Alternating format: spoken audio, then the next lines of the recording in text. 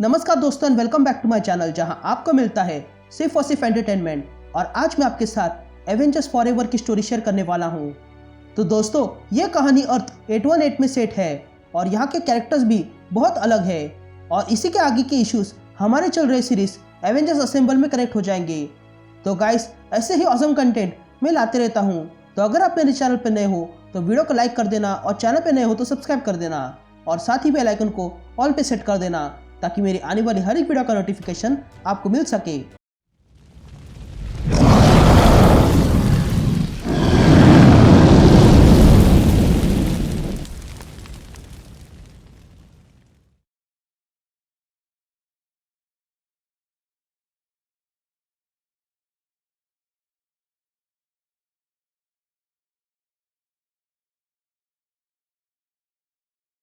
तो हमारी कहानी शुरू होती है 1 मिलियन साल पहले, वो भी अर्थ 818 पर, जहां हम एक आदमी को खून में लथपथ म्योनिर की ओर जाते हुए देखते हैं। और तब वो आदमी म्योनिर से कहता है कि म्योनिर एवेंज मी। तभी हमें किसी की आवाज़ सुनाई देती है जो कहता है कि कितने सारे यूनिवर्स के अर्थ में ये एक अकेला ऐसा अर्थ है जो पसंदीदा था। जब थॉर की जन्म होते ही उसकी मौत हुई, तब ओडिन ने किसी और बच्चे को संभाला।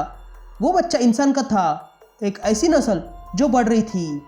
तभी वो आदमी रेंगते हुए आगे बढ़ता है और कहने की कोशिश करता है, लेकिन पास आते ही वो अपना दम तोड़ देता है। और तब हम म्योनिर देखते हैं जिस पर लिखा हुआ था कि जो कोई भी इस हैमर को उठाएगा उसमें ऑल वेंजेंस की पावर आ जाएगी। फिर हमें बताया जाता है कि इन्फिनिटी के एंड पर एवेंजर्स टावर है, जहाँ पे एवेंजर्स प्राइम नाम की शख्स साइबरनेटिक डेथलॉक को कंट्रोल करते हैं। जब डेथलॉक अर्थ 616 पे आया, तब वो और रॉबी रेस यानी कि घोस्ट राइडर वहां से टेलीपोर्ट होके अर्थ 818 पर आ गए, जिस अर्थ को ब्लैक स्कल ने खत्म कर दिया है, जो वेनम और रेड स्कल का कॉम्बिनेशन है। और वो मल्टीवर्सल मास्टर ऑफ इविल का मेंबर है, जिसमें बहुत से यूनिवर्स के खतरनाक विलन्स हैं जो रियलिटी पर कब्जा करना चाहते हैं। तभी हमें अर्थ 818 दिखाई देता है, जहाँ पर टोनी स्टार्क एंटमैन है। तभी टोनी कहता है कि किसी रीजंस के कारण मेरी माँ भविष्य का सपना देखती थी, एक ऐसा फ्यूचर जहाँ पर अर्थ के लोग फाइनली उठ खड़े होंगे। लेकिन ये एक फेरी टेल है और इन्हीं सपनों ने उन्हें पागल कर दिया। मेरे पिताजी आज की कदर करते हैं और हाथ में बोतल लिए वॉर मशीन चलाते हैं, और इसीलिए मैं अपने पास्ट से ऑब्सेस्ड हूँ, और इसीलिए मैं अर्थ का पहला और आखिरी आर्कियोलॉजिस्ट हूँ जो जिंदा है, वो भी कुछ मिनटों के लिए। तभी हम देखते हैं कि एंटमैन के पीछे वेनम एंट्स लगे हुए थे। तभी एंटमैन उन वेनम एंट्स को मारते हुए आगे बढ़ता है और तब एंटमैन को बाहर का रास्ता दिखाई देता है और वो बाहर आ जाता है। तभी एंटमैन देखता है कि वेनम एंट्स बाहर आ गए थे और तब टोनी कहता है कि ये लोग और आ रहे हैं। लेकिन तभी वो वेनम एंट्स वेब मार के एंटमैन के पैर को पकड़ लेते हैं। तभी हमें टोनी की आवाज़ सुनाई देती है जो कहता है कि मैंने सबसे पहले उड़ने वाला आर्मर सूट बनाया था, लेकिन फिर पता चला कि इसमें बहुत खर्चा है, इसलिए मैंने ये छोटे सूट्स बनाए। लेकिन इन्हीं कारणों से मैं वॉर मशीन के प्रिजन में जाने वाला था, लेकिन मैं वहां से गायब हो गया। तभी स्टार्क खुद को उन वेनम एंट से बचाता है और गन निकालता है, जो गन असल में सेलेस्टियल के हेड से बनाई गई है और उसे टोनी ने नोवेर गन का नाम दिया है। तभी टोनी उस नोवेर गन का यूज करके सारे वेनम एंट्स को मार गिराता है और उस गन को वहीं पर फेंक देता है और अपने एंट्स के साथ वहां से चला जाता है। तभी टोनी एक केव के अंदर आता है और धीरे से आगे बढ़ता है और वहां पे कुछ देखता है। तभी टोनी देखता है कि उसके सामने म्योनिर रखा हुआ था। तभी टोनी उस म्योनिर के पास आता है और कहता है कि ये तो म्योनिर है जो एस्गार्ड का खोया हुआ हैमर है, जो ऑल फादर ओडिन का है, और ये सच में है। तभी टोनी उस म्योनिर को पकड़ता है और कहता है कि क्या लगता है मैं इसे उठा पाऊंगा। तभी टोनी अपनी पूरी ताकत के साथ म्योनिर को उठाने लगता है, लेकिन उससे ये हो नहीं रहा था। लेकिन फिर भी जैसे तैसे टोनी उस म्योनिर को उठाता है और तब वहाँ थंडर फैलने लगता है। तभी टोनी उस म्योनिर को आसमान की ओर करता है, जिसके कारण और भी थंडर उस म्योनिर से निकलने लगती है। लेकिन तभी वो म्योनिर टोनी पर गिर जाता है और टोनी उसके नीचे फंस जाता है। अब टोनी हैमर के कारण हिल नहीं पा रहा था, इसलिए टोनी खुद को श्रिंक करके हैमर के नीचे से निकल जाता है और कहता है कि ये मैं दोबारा ट्राई नहीं करूँगा। तभी टोनी उस हैमर को श्रिंक कर देता है और उसे जमीन के साथ उखाड़कर अपने साथ ले जाता है। यहाँ बाहर वॉर मशीन ड्रोन्स एंटमैन को ढूंढ रहे थे, जो वेस्ट लॉर्ड यानी कि ब्लैक स्कल के लिए काम करते हैं। तभी टोनी कहता है कि ये वेस्टलैंड है और वॉर मशीन्स यहाँ का कानून है। इन लोगों को मैंने ही बनाया था जब मैं फीस्ट ऑफ कोंशू को लूटने गया था, लेकिन वेस्ट लॉर्ड ने मुझे पकड़ लिया और मुझसे ये वॉर मशीन्स बनाई। तभी वॉर मशीन्स अचानक से एंटमैन को ढूंढना बंद कर देते हैं और वहाँ से चले जाते हैं। तभी टोनी बाहर आता है और देखता है कि वॉर मशीन्स जा चुके हैं और वो ये देखकर कंफ्यूज था। तभी वो वॉर मशीन्स बड़े तेजी से कहीं आने लगते हैं, लेकिन तभी एक वॉर मशीन को घोस्ट राइडर की चेन लग जाती है और तब बाकी सारे वॉर मशीन्स ढूंढने लगते हैं कि ये किसने किया।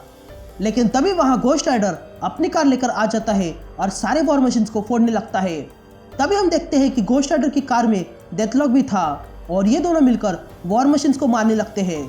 तभी घोस्ट राइडर अपनी कार को पास में से आने वाली ट्रेन के पास लाता है और अपनी कार से बाहर निकलता है और ट्रेन पर छलांग लगाता है और वहाँ से सारे वॉर मशीन्स को मार गिराता है। तभी हम देखते हैं कि घोस्ट राइडर और डेथलॉक ने वो ट्रेन रोक ली थी और घोस्ट राइडर अपने पेनिस्टर से सारे वॉर मशीन्स को कमजोर करके रखता है। तभी डेथलॉक घोस्ट राइडर से कहता है कि पेनेंस उन्हें ज्यादा देर तक रोक नहीं पाएंगे और यहाँ और भी वॉर मशीन्स आ रहे हैं। तभी डेथलॉक उस ट्रेन का दरवाजा खोलता है और घोस्ट राइडर से पूछता है कि तुम आखिरकार इन वेस्टलैंडर के साथ करने वाले क्या हो। तभी हम देखते हैं कि उस ट्रेन में से बहुत से लोग जा रहे थे। तभी डेथलॉक घोस्ट राइडर से पूछता है कि अगर तुमने इन लोगों को बाहर निकाला तो भी यहाँ पर रेगिस्तान में उनका कुछ नहीं होगा, ये लोग ऐसे ही मर जाएंगे।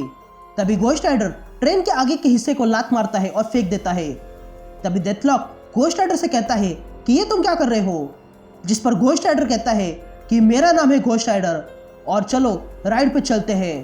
तभी घोस्ट राइडर कार में बैठ जाता है और उससे कार में से चेन्स बाहर आते हैं और वो ट्रेन से जुड़ जाते हैं और फिर घोस्ट राइडर उस ट्रेन को अपनी कार से खींचने लगता है और तब हम देखते हैं कि बहुत सारे वॉर मशीन्स उनके पीछे आ रहे थे। तभी वे वॉर मशीन्स घोस्ट राइडर की कार पे अटैक करने लगते हैं।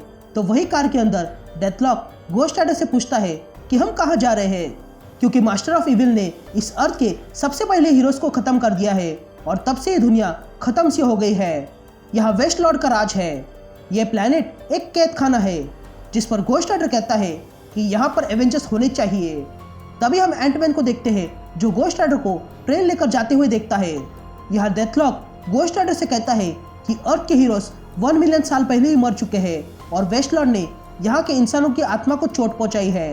लेकिन तभी घोस्ट राइडर अपनी कार उड़ाकर कहीं पर लाता है और रोकता है और तब वे दोनों देखते हैं कि उनके सामने वॉर मशीन्स की आर्मी खड़ी थी, जिनमें कुछ सेलेस्टियल्स भी थे, जिनके पास बहुत से लोग कैद थे।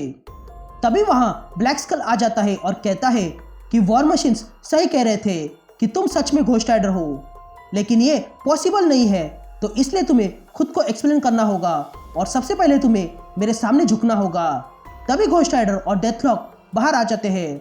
यहाँ एंटमैन अपने बेस पे आता है और वॉरहेमर को वहाँ पे रख देता है और तब हम देखते हैं कि टोनी ने वहाँ पे और भी आर्टिफैक्ट्स रखे हैं।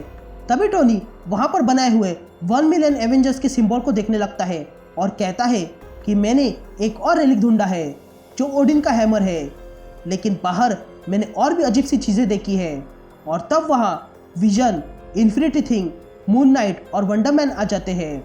फिर सीन शिफ्ट होती है और हम यूनिवर्स में कहीं और देखते हैं, जहाँ हमें एक स्पेसशिप दिखाई देती है, जिसमें से कोई कहती है कि सुपरस्टॉर्म बहुत ही बुरा होते जा रहा है क्योंकि टाइमलाइन बदलती जा रही है। और तब हम देखते हैं कि वो दरअसल में गॉडेस ऑफ थंडर थी, जिन्हें किसी का कॉल आया है और वो म्योनिर के जरिए कहीं पर जा रहे हैं।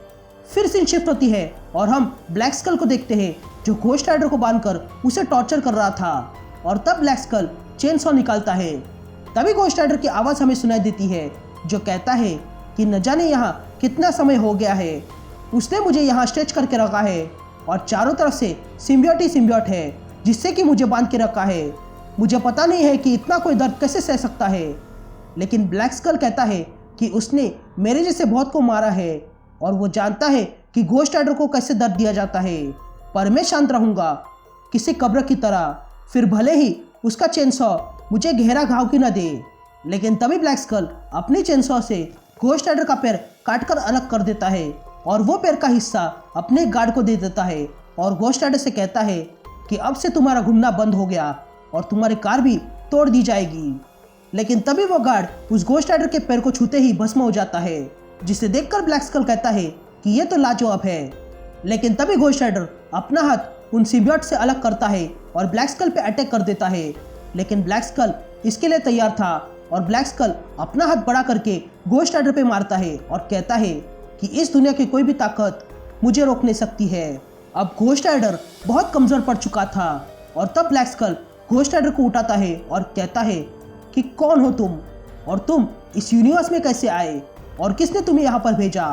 लेकिन तभी घोस्ट राइडर ब्लैक स्कल के मुंह पर थूकता है। लेकिन तभी ब्लैक स्कल को गुस्सा आता है और वो अपने दोनों हाथ बड़े करता है और फिर से घोस्ट राइडर को मारता है।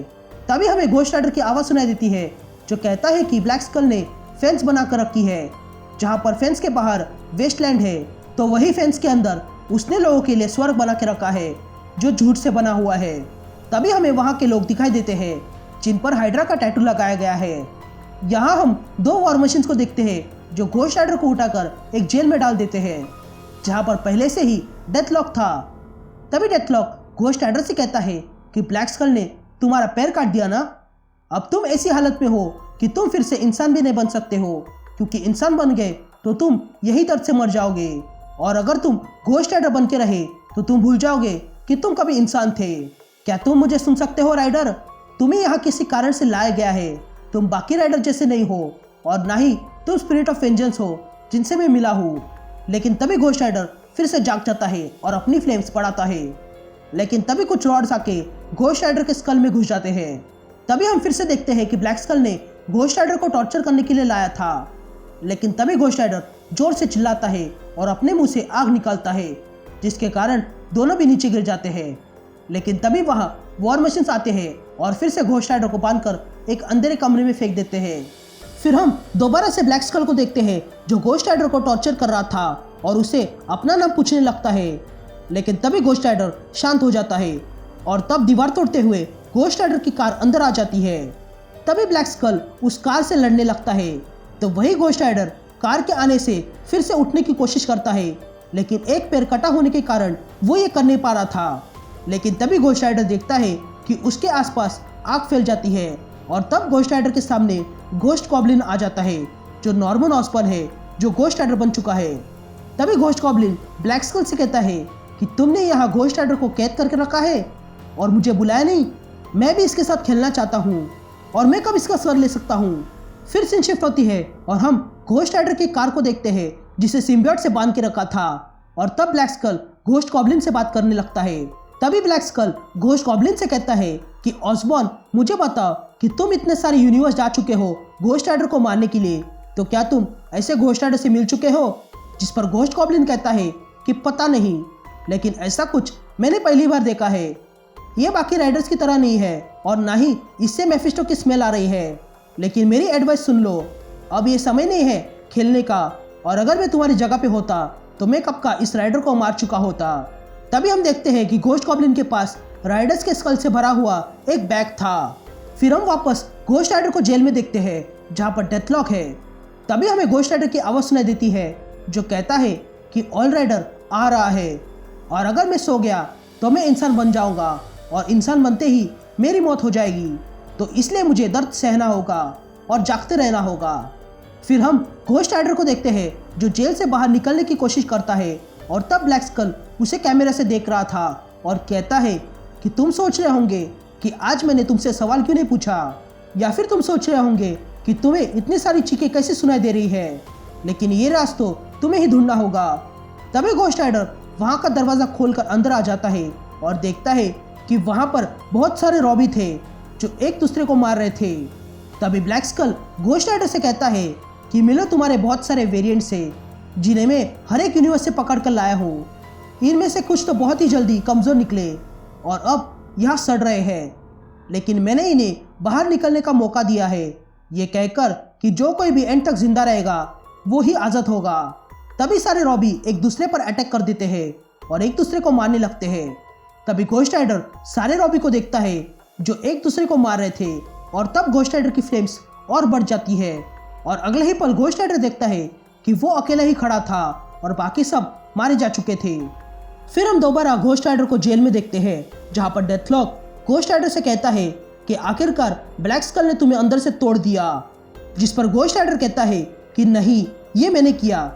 तभी डेथलॉक कहता है कि जब सन फिर से आएगा तब ब्लैक स्कल फिर से तुम्हें टॉर्चर करने आएगा और जैसे तुम हालत में हो तुम सब कुछ बता दोगे जो वो जानना चाहता है और फिर वो तुम्हारे कार, एवेंजर्स और बाकी सबको मिटा देगा। तभी डेथलॉक अपने अंदर से कुछ वायर्स निकालता है और कहता है कि मैं हूँ डेथलॉक, एक साइबॉर्ग सोल्जर एवेंजर्स प्राइम का, और मैं ऐसा होने नहीं दूंगा। तुम्हारा नाम है रॉबी रेस और तुम घोस्ट राइडर हो और एवेंजर भी, जो इस दुनिया को चाहिए। तुमने एक बार सेलेस्टियल को छूकर घोस्ट राइडर बना दिया था और सिल्वर सफा का बोर्ड भी यूज किया है। तुम ऑल राइडर हो, the multiversal spirit of vengeance, और अब हम सबको तुम्हारी जरूरत है। लेकिन तभी डेथलॉक देखता है कि वहां पर बहुत सारे एंट्स आ गए थे, इसलिए डेथलॉक उन एंट्स को मारने लगता है। लेकिन तभी एंटमैन डेथलॉक से कहता है कि मारना मत, ये मैं हूँ एंटमैन और मैं यहाँ तुम दोनों को बचाने आया हूँ। तब हम देखते हैं कि एंटमैन अपने एंट्स के साथ वहाँ बचाने आया था और यहीं पर यह कहानी कंटिन्यू हो जाती है।